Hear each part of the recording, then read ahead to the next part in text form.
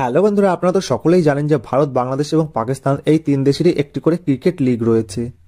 যেমন ভারতের আইপিএল এবং পাকিস্তানের পিএসএল এবং বাংলাদেশের বিপিএল। তো এই তিন লিগেরই কিন্তু একটি করে টাইটেল মেন স্পন্সর রয়েছে।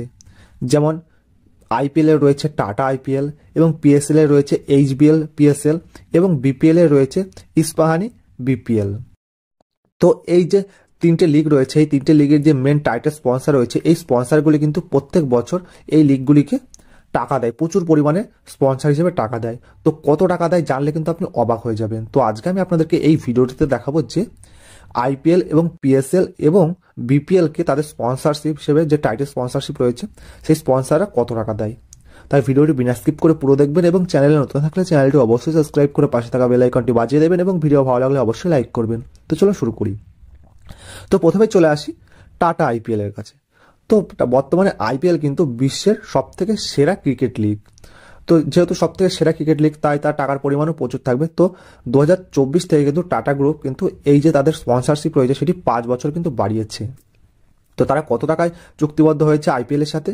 তো তারা চুক্তিবদ্ধ হয়েছে 5 বছরের জন্য 2500 কোটি টাকায়।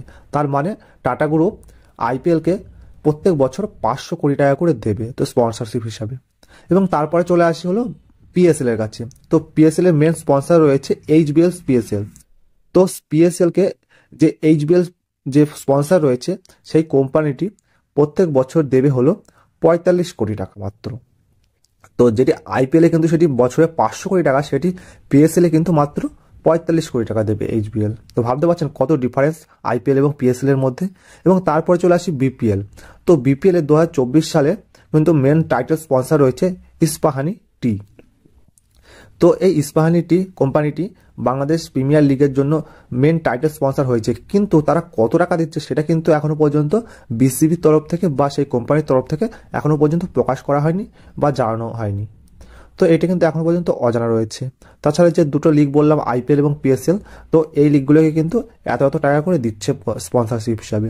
তো আশা করি আপনারা জানতে পেরেছেন। তো ভিডিওটি ভালো লাগলে অবশ্যই লাইক করবেন। তো ভিডিওটি শেষ পর্যন্ত দেখার জন্য অসংখ্য ধন্যবাদ।